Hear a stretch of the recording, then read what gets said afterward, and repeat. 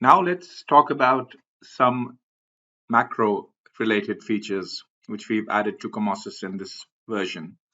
So the first thing I want to talk about is that we had a lot of requests from our clients that they wanted an extra option in the angle cleat macros. So if you remember, the angle cleat macros would connect a beam to a beam with an angle cleat, or a beam to a column with an angle cleat, and the cleat would be welded to the secondary and bolted to the primary. Now our clients requested that we have an extra option of having bolts on both sides. So we've added that option in this version. So now we have the bolted to secondary side or welded to secondary side option. And if we choose the bolted one, then we can create bolts on both sides of the connection. The next thing which I want to talk about is the flange extension with cut macro. This is quite often used in the offshore industry. And what is needed is that you want to widen the flange at a certain area, at a certain point along the beam or whatever element it is. And you want to widen the flange because something is sitting on that. So for that, we have added this flange extension, and it's very simple to use. All you do is you select the beam, and then you select a point on the beam, and you can do that very easily with the direct entry method, as you know. So you can say dy 2000, and that'll give you a point on the beam from on the beam wherever you want, basically. And then you can put another one ahead of it, and when you do that, it'll create a flange extension at that point by cutting out the flange of the beam, and replacing it with a plate, one of the available thickness plates, and it will basically create this widened flange along between those 2 points. And what you can do, that you can go inside and you can change this distance 2000 to whatever number which you actually want. For example, so I can make it shorter, I can make it longer, I can make it left aligned or right aligned. As you can see over here, I can make it left aligned like that. I can put it in the middle of the two selected points, or I can make it right aligned with the other one. Let's make it middle for the moment. And what you can do further beyond this is you have total control over the plates, the stiffness below. You can create as many as you want, and you can increase the width over there and all that. All these parameters are available over here. You can set your macro presets as always. And this is a very convenient way to widen the flange. We had a similar macro before as well, which is the normal flange extension. But this one actually creates two side plates. It doesn't really cut the flange, it adds two extra plates. This new one actually cuts the flange and inserts a plate at those points and gives you a widened. Now let's talk about the welded beam-to-beam fixed connection. This is very convenient when you have a beam-to-beam fixed connection. And normally floor beams, we have simple connections, but occasionally with cantilevers or things like that, we have fixed connections. And there are different ways to do that. We can either have a bolted one, but then typically the problem is that the size of the main and the size of the secondary is not the same. So the bottom flange creates a problem, and the bottom flange pushes in or out and actually hurts the web of the main member. What is needed is something which can sort of convert the incoming secondary beam into a larger size just when it is about to hit the main beam. And for that, we have developed the welded beam-to-beam fixed connection. This is also used in the offshore industry a lot. So all you do is you basically select the main beam and you select the secondary beam, and immediately you have this connection in which plates are used. The flange, the web of the secondary is cut out. So if I were to just show this one only, for example, you can see that the web has been cut out. And if I were to show all, again, a plate has been inserted in the location of the web in this way, and the flange has been extended, it has been continued in such a way that it hits the bottom flange of the main. Now, there is another option inside this macro. So let me connect another one over here. But there's this option if you go inside the macro, in which you can ask it to use either plates or the same profile itself if possible. So this one is with a caveat that it's not possible with certain sizes because of the angles involved. But if you use the beam option, then what it will do is it will use this very same profile. So this is an IPE 200. It will use a cutout piece of an IPE 200 and create that.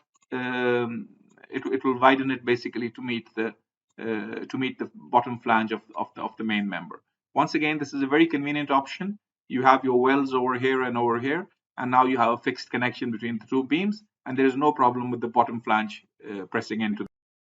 Another connection which is very popular in the offshore industry is the welded pipe bracing connection, as you can see in the icon as well. It's very common for large pipes, CHS profiles, to be coming in to the beam. And it's also not uncommon that the profiles, the bracing profiles, are actually wider than the beam itself. So the flange of the beam is narrow. So for the connection, the flange needs to be widened. And we just talked about the widening, the macro which does the widening. But here it's like a combination of this one and the normal connection. All we need is a welded connection between the two. And what it does is, what this particular macro does is, if I were to just select this one, for example, it asks us to select the beam and then the braces. So I can select the two and I can right click. And when I do that, you can see that it widens the flange according to the need, and it creates a welded connection between the pipes and the plate, which has been basically used as an insert into the flange. The flange has been cut out and a plate has been inserted to widen it, and we have as many stiffeners as we want below. It's a very the interface is complete, and we can basically have as many of those plates as we want, and we can give it whatever width that might be needed in the circumstances. But the idea is that you can just directly connect your welded braces to the beam, no matter how wide they are, because it's going to widen the flange anyways. And that's a very convenient way of creating this connection. This, like I said, once again, is very popular in the offshore industry. Now let's talk about some pre-engineered building macros which we have developed in this version of COMOSYS. Now, as you know, pre-engineered buildings are very common. They're very commonly used throughout the world, and there are certain connections which are repeatedly used in these types of structures. And one of them is the purlin connection, in which the Z profile is used. And the connection is basically can be explained like this: that the Z profile is extended on each side, and then they're connected by bolts and a plate. And then we also have sometimes we have struts to basically connect to the bottom flange of the supporting beam. Now, very simply, what we can do is we can use the normal purlin connection, select the main beam, select the Z profiles, and we get our standard angle connection or whatever the default is. But if we go inside the macro now, we have this option of the overlapped Z. And if we select that, you will see on the screen, if we select that, immediately an overlapped Z connection is created. And what that means is that this purlin is extended to the other side, the other one is extended into the first one, and we have a plate connecting the two with 4 bolts.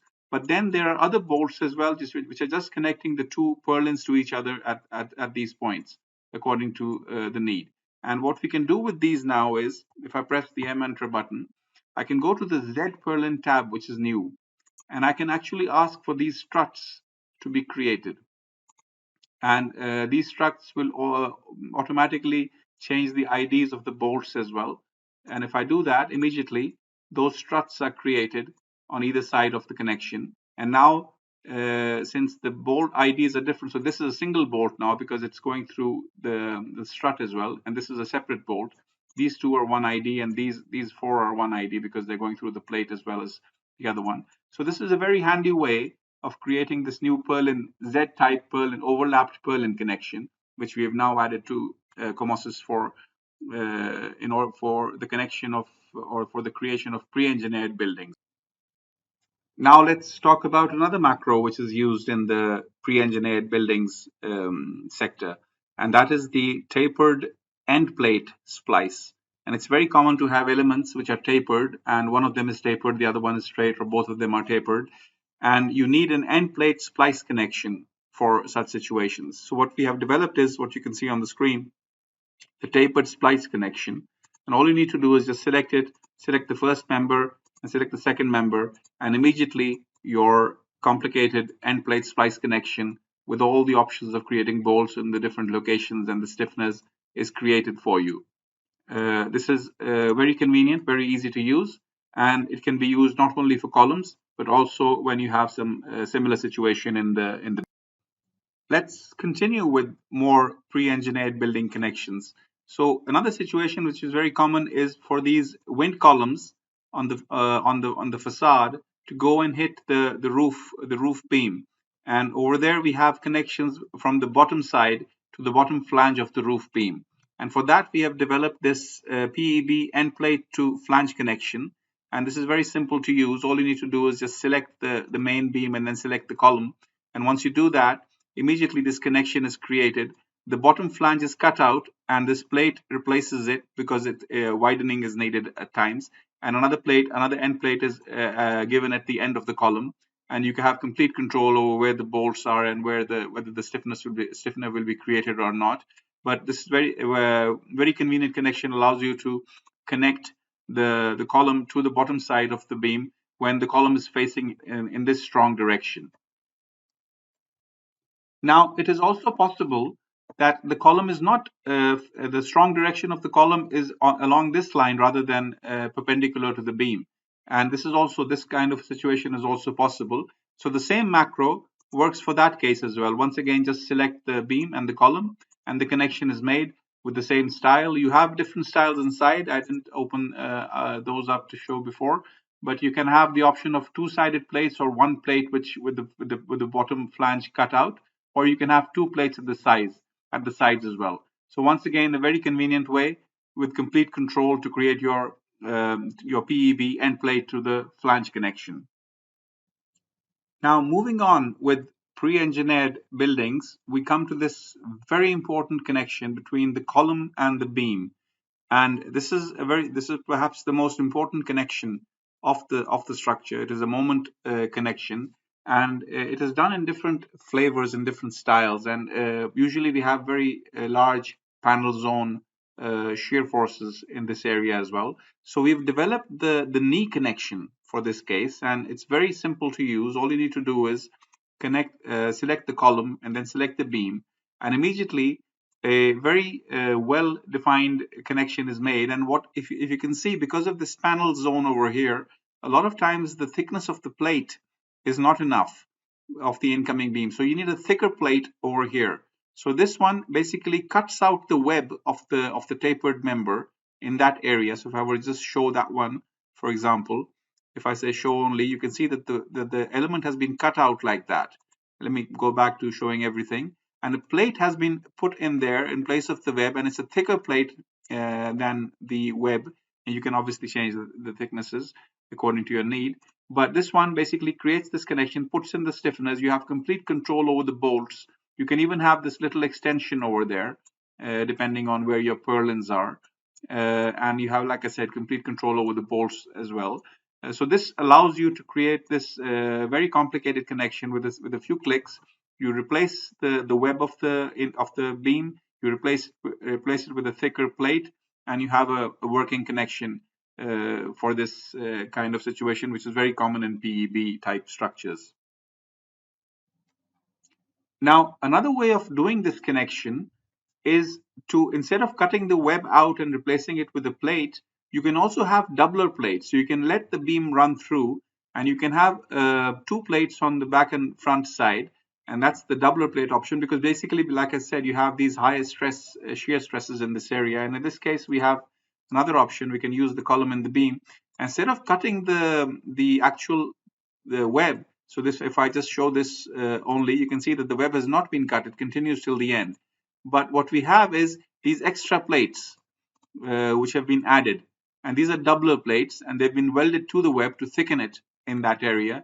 And this very convenient option then allows you to, and the stiffeners have been modified according to that, to basically reduce the panel zone stresses. But that's not all. There is another way of doing the same connection, and once again, let me go in and choose the column and the beam. And this time what we have is the diagonal stiffener.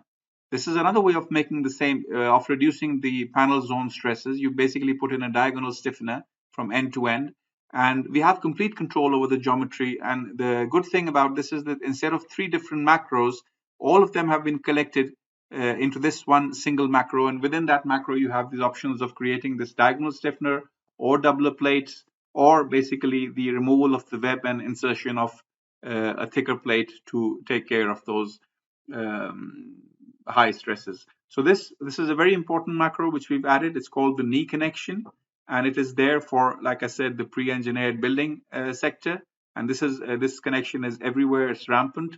And if you can see with these new features, we can easily now connect our pre-engineered buildings very, very quickly with the knee connection, with the Z purlin, Z overlap, Z purlin connection, with the tapered splice connection, and all the things we've talked about. We can easily now very quickly go through our pre-engineered buildings. Now, after having gone through these major improvements, which really make the modeling of pre-engineered buildings very, very easy and very, very fast, let me also talk about some minor changes we have made in some existing macros. So previously, the base plate macro only worked with non-tapered sections, but what we've done now is that you can use the same base plate macro with a tapered column, and once again you can create the base plate very, very easily. Another very important improvement which we have done is that now the bolted gusset and the gusset macros in general, they also work with the tapered profiles. So here you see that the bolted gusset macro has been used to connect this roof bracing to the tapered profile. Previously, this was not possible.